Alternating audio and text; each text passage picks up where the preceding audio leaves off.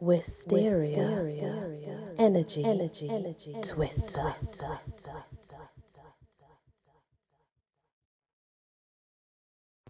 Hello everyone, welcome back to my channel and the world of the Fae. We are now on S and we are on Seelie. A Scots word with a variety of spellings, particularly S-E-L-Y, and meanings including lucky, happy, blessed. The adjective is applied euphemistically to fairies in Scotland. MacNeill uses this term in relation to the Scottish fairies, calling them both the Seelie court and guide wicks. Court in this sense meaning a group or company, and wicks meaning beings. Seelie fairies are those who are benevolently inclined towards humans and likely to help around homes and farms. It should be remembered, though, that they are as able and likely to cause harm as any fairy. The use of the term Seelie in relation to fairies dates back to at least the 15th century in Scots and can be found in a book from 1801 in The Legend of the Bishop of St. Andrews. And it says, "An calling of Queen of Fairies, that a will win ye to enf me cause, through all braid Albain echo ye pine, on horseback a hollow," which is not English at all, so kind of hard to understand and read, but anyway, in English, one woman of Queen is fairy and ill-gotten goods to elfin carries. Through all broad Scotland she has been, the horseback on Halloween, and always in seeking certain knights, as she says with our Seelie rights. That's what it is in English anyway. And next, it only seems fair that we go to the Seelie court, and this is one of the two main courts of fairy found in lowland Scottish folklore. The Seelie court was likely originally a euphemism for all fairies, and only later came to be seen as a distinct grouping of kindly inclined fairies. As a group of fairies, the Seelie court appears in Scottish folklore, especially in the lowlands, as a general term for all fairies, and is specific for a group of more kindly inclined beings. The term Seelie here is related directly and strongly to their temperament, with Jameson calling it the pleasant or happy court, or court of the pleasant and happy people. It's important to remember in context that in Scots court can mean either a royal court as well as a group or company of people, and we see the term used both ways when applied to Seelie. There are clear references to a queen of the Seelie court. That's also been seen in the ballad of Alison Gross that we've already done, where there are a queen, it's a queen that stumbles across a mortal man and cursed into the shape of a worm, etc. So they are about. The Seelie court is usually considered to be more benevolently inclined towards humans and won't cause harm without a reason or warning. This should not be interpreted to mean that they are harmless, however, as they did retaliate against those who wronged them and were as mercurial and sometimes cruel as any other group of fairies. They were also as likely as any other fairies to engage in activities like stealing the substance from crops or taking people. As early 19th century poem, The Ballad of Lady Mary, or Cregnythan, ties the Seelie court to the kidnapping of a human woman by a man of fairy. Exactly what kinds of fairies may be included in these ranks of the Seelie court may be debatable, although those beings who are usually helpful to humans would be logical. The term is also used in a euphemism sense to reference all fairies. Next, we go on to Selina Moore. Selina Moore is a folk tale from Cornwall which exhibits several common motifs from fairy lore, including the humans becoming fairies, changelings, and escape from fairies, as well as some unusual aspects. The story is related in the late 19th century book of Cornish folk tales and begins by describing an area of land in Cornwall, since tamed, which was once an expanse of wild moorland and swamp. One year around the autumn equinox, a certain man, a middle-aged bachelor, named Mr. Noy, was heading home from the public house when he went missing and was gone for 3 full days. The entire population of the area searched for him, but no sign was found, until on the third day some men heard the sound of Mr. Noy's dogs and horse, and tracked him into the edge of the swamp, where he was found, sleeping in a ruined building. When they woke him, he was confused and thought it had been a day that he disappeared, and moreover, there was a great distance from his home, although he was within a mile of it. Eventually, he related to his neighbours that he had tried to shortcut through the moor after leaving the pub at night. He was last seen actually there, and in doing so, though, he found himself inexplicably travelling in a strange and unfamiliar place full of trees, quite unlike anything in his local area. Wondering for a long time, he had finally heard music playing and thought to follow that to seek help. He saw lights through the trees and heard people and thought it must be some more farm folk celebrating harvest time. But his dogs and horses refused to go further, so before proceeding he tied the horse to a tree and left the dogs there with it.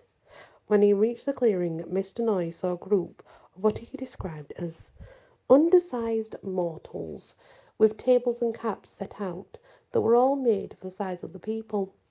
Among them he saw one person his own size, a young woman who was playing music for the gathered group to dance to, and who at times would break off to go into the nearby house and bring out more drink to refill the cups with. The music was so enchanting that Noy stepped forward to join in, but seeing him, the young woman caught his eye and gestured instead for him to follow her back into the orchard, handing off her instrument to an old man near her. Once in the trees, Noy recognised her as Grace Hutchins, his own sweetheart who had died several years previously and had been buried in the local churchyard. Grace explained that she had stopped him because if he had joined the dance, then he, like her, would be trapped among the fairy people, and when he moved to embrace her, she stepped away, saying, "Embrace me not, nor touch flower nor fruit, for eating a tempting plum is this chanted orchard was my undoing." She goes on to tell him that while everyone thought she had died on the moor, it was a changeling that had been buried in her place, and she, as far as she knew, lived on trapped among the fairy people. She went on to tell him how she had gotten lost on the moor one day, trying to follow him. After that she found herself wandering to a strange place full of roses and high walls with fruit hanging ripe and full around. As she told him, the music, too, seemed very near at times, but she could see nobody. Feeling weary and athirst, she plucked a plum that looked like gold in the clear starlight. Her lips no sooner closed on the fruit than it dissolved to bitter water which made her sick and faint. She then fell on the ground in a fit and remained insensible. She couldn't say how long. Ere she awoke to find herself surrounded by hundreds of small people who made great rejoicing to get her amongst them. So they very much wanted a tidy girl who knew how to bake and brew, one that would keep their habitation decent, nurse and change children that weren't so strongly made as they used to be, for want of more beef and good malt liquor, so they said. She had lived like that in the ensuing years and had come to believe that these very people had once been mortal like herself, but were now only shadows slowly dissolving. She told him they had neither hearts nor feeling, and that everything in their life, including all the tempting food, was merely illusion. And she also said that these fairies were not Christians, but instead worshipped the stars. She did say, however, that the small people were very kind to her and that she was adjusting to a new life. Later, even telling Noy that while he would leave, he could that night, if he wanted, join among the fairies. Later, if he so chose to, he could return home. She said that some among them took the form of goats in order to steal a goat that was in milk from a flock to feed the changeling children, and when Noy questioned her, she told him that the fairy people had both human children they had taken and some rare children born to them, saying, "They are fond of babies and make great rejoicing when one happens to be born amongst them, and then every little man, however old, is proud to be thought the father. For you must remember, they are not of our religion, said she, in answer to his surprised look, but star worshippers. They don't always live together like Christians and turtle doves. Considering their long existence, such consistency would be tiresome for them. Anyhow, the small tribe, 7 and more, well, they all seem to think so.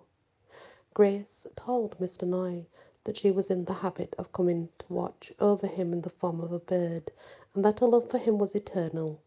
Then she was called back among the fairy folk to serve another round of drinks, and Noy, thinking quickly, pulled a glove from his pocket, turning it inside out, and cast it down, at which point he felt a blow on his forehead and fell asleep.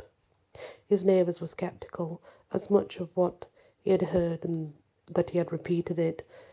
It was well known in local fairy lore, but the experience changed Noy greatly, and he died within a year after falling into a depression, pining for Grace. William Bothwell, in recording this tale, notes that it is strikingly similar to another local folk tale featuring a farmer named Richard Vingo. And it goes on, about the same sort of similarities in the story and such like.